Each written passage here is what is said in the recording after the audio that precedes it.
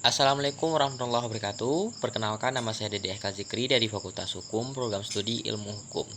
Saya akan menjelaskan tentang azas-azas yang terdapat pada hukum. Yang pertama, hukum perdata, hukum pidana, hukum tata negara, hukum administrasi negara, dan hukum internasional. Yang pertama, azas dalam hukum perdata. Pertama, azas kebebasan berkontrak. Setiap orang diberikan kebebasan dalam melakukan perjanjian dengan siapapun dan dalam bentuk apapun selama tidak melanggar hukum, kesusilaan, dan ketertiban umum. Yang kedua, azas konsensualisme. Setiap perjanjian dinyatakan sah dan mengikat apabila kedua belah pihak menyepakati. Yang ketiga, asas itikat baik. Para pihak harus melaksanakan hak dan kewajibannya dengan beritikat. Yang keempat, asas pasta sunt servanda. Setiap perjanjian yang dibuat dengan sah akan mengikat para pihak seperti. Yang kelima, asas personalitas. Hukum perdata hanya berlaku bagi orang sebagai subjek hukum, bukan benda ataupun. Keenam, asas kepribadian. Hak dan kewajiban seseorang dalam hukum perdata dimulai dari sejak dia lahir sampai dia mati. Yang ketujuh, asas nemo plus juris. Seseorang tidak dapat memberikan hak yang lebih dari yang dia miliki. Dan yang kedelapan, asas prioritas. Siapapun yang duluan mendapatkan hak, dia yang akan diutamakan. Contoh-contohnya, satu, dalam asas konsensualisme. Jual beli dianggap sah ketika ada kesepakatan walaupun belum ada barangnya. Contoh kedua, dalam asas nemo plus juris. Jika seseorang belum sah menjadi pemilik barang, maka tidak dapat menjual barang tersebut kepada orang lain. Nah, contoh yang ketiga itu terdapat pada asas kepribadian. Seseorang yang baru lahir, dia akan mendapatkan hak dan kewajibannya dalam hukum perdata. Yang kedua, asas-asas yang terdapat pada hukum pidana. 1. Asas legalitas. Tidak ada perbuatan yang dapat dipidana kecuali dalam peraturan perundang-undangan yang telah ada sebelumnya. Yang kedua, asas tiada pidana tanpa kesalahan. Tidak ada seseorang pun yang dipidana tanpa adanya kesalahan. Yang ketiga, asas individualisasi pidana. Pidana harus diberikan secara individual melihat dari keadaan pelaku. Yang keempat, asas persamaan di hadapan hukum.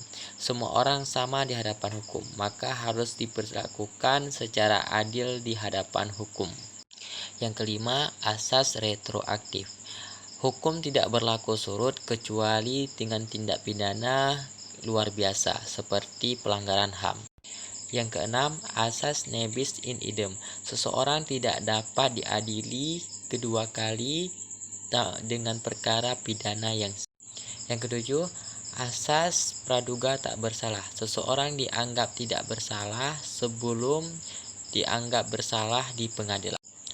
Contoh-contohnya, 1. Terdapat pada asas legalitas. Seseorang tidak dapat dipidana karena melakukan sesuatu yang belum diatur. Contoh kedua, terdapat pada asas tiada pidana tanpa kesalahan. Jika seseorang melakukan tanpa tahu dan tidak berniat seperti gangguan jiwa, maka itu tidak dapat dipidana. Dan contoh ketiga, terdapat pada asas persamaan di hadapan hukum.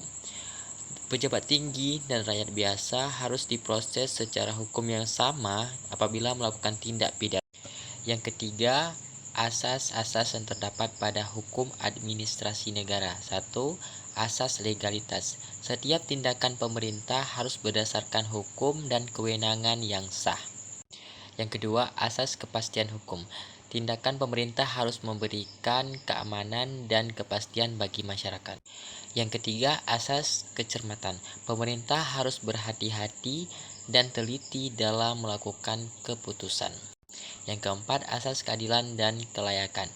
Keputusan harus dibuat dengan adil, proporsional, dan layak. Yang kelima, asas tujuan umum. Semua tindakan pemerintah harus tertuju pada kesejahteraan umum dan bukan kesejahteraan pribadi ataupun golongan. Yang keenam, asas profesionalitas. Aparatur negara harus melakukan dengan profesional, kompeten, dan sesuai dengan ahli. Yang ketujuh, asas transparansi. Pemerintah harus bersikap terbuka dan memberikan informasi yang benar. Yang kedelapan, asas akuntabilitas. Setiap tindakan dan kebijakan dari pemerintah harus dapat dipertanggungjawabkan dengan hukum, etika, dan administrasi. Yang kesembilan, asas efisiensi dan efektivitas. Setiap kebijakan dan tindakan pemerintah harus hemat, tepat sasaran, dan hemat anggaran. Yang kesepuluh, asas pelayanan yang baik. Setiap pemerintah harus melakukan pelayanan yang tepat, cepat, dan murah kepada masyarakat. Contoh-contohnya, yang pertama terdapat pada asas legalitas. Dinas perizinan tidak dapat menolak izin usaha tanpa ada dasar hukum yang jelas. Contoh kedua terdapat pada asas kepastian hukum. Seseorang yang memiliki izin untuk mendirikan sebuah bangunan tidak dapat dibongkar begitu saja tanpa adanya proses hukum. Dan yang ketiga terdapat pada asas tujuan umum. Sebuah jembatan atau jalan yang dibangun harus bermanfaat bagi umum dan bukan untuk perusahaan tertentu. Keempat, asas-asas yang terdapat pada hukum tata negara. Yang pertama, ada asas kedaulatan rakyat. Kedaulatan berada di tangan rakyat dan para pemerintah mendapatkan kekuasaan dari rakyat. Yang kedua, asas negara hukum. Negara dibentuk dengan hukum, bukan dengan kekuasaan semata. Yang ketiga, asas pembagian kekuasaan. Kekuasaan negara dibagi menjadi tiga. Yang pertama, legislatif, yang kedua, eksekutif, dan yang ketiga, yudikatif. Yang keempat, asas supremasi konstitusi. Konstitusi atau Undang-Undang Dasar 1945 adalah tatanan tertinggi dan perundang-undangan harus sesuai dengan Undang-Undang 1945. Yang kelima, asas demokrasi. Pemerintah dari rakyat, oleh rakyat, dan untuk rakyat dilakukan melalui perwakilan ataupun musyawarah. Yang keenam, asas check and balance. Lembaga-lembaga negara harus mengawasi dan mengimbangi agar tidak terjadi konsentrasi kekuasaan. Yang ketujuh, asas konstitusionalitas. Setiap tindakan daripada pemerintah harus berdasarkan konstitusi. Yang kedelapan, asas kedaulatan hukum dan HAM. Setiap pemerintah harus menghormati, melindungi, dan memenuhi hak asasi manusia. Yang kesembilan, asas desentralisasi dan otonomi daerah. Pemerintah memberikan kewenangan kepada daerah untuk mengurus sendiri urusan lokal. Dan yang ke-10, asas persamaan hukum dan pemerintah. Setiap warga negara memiliki kedudukan yang sama di hadapan hukum dan pemerintah. Contoh-contohnya, yang pertama terdapat pada asas kedaulatan rakyat. Pemilu dijadikan sebagai sarana untuk pemilihan presiden, anggota DPR, dan kepala daerah. Yang kedua, asas negara hukum. Presiden tidak dapat menerapkan dengan sesuka hati tanpa ada dasar hukum. Dan contoh yang ketiga terdapat pada pembagian kekuasaan. Presiden tidak dapat membubarkan DPR karena memiliki fungsi dan kekuasaan yang berbeda.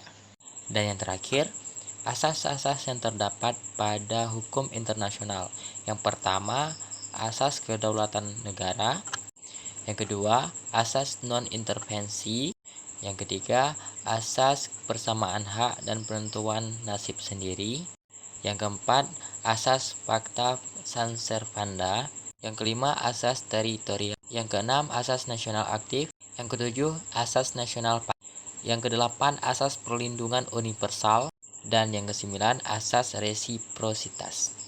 Contoh-contohnya, yang pertama terdapat pada asas kedaulatan negara. Indonesia dan Amerika memiliki hak suara pada majelis PBB. Contoh kedua terdapat pada asas teritorial. Kapal asing tidak boleh beroperasi di Indonesia tanpa izin. Yang terakhir terdapat pada asas non-intervensi. Negara-negara asing tidak dapat ikut campur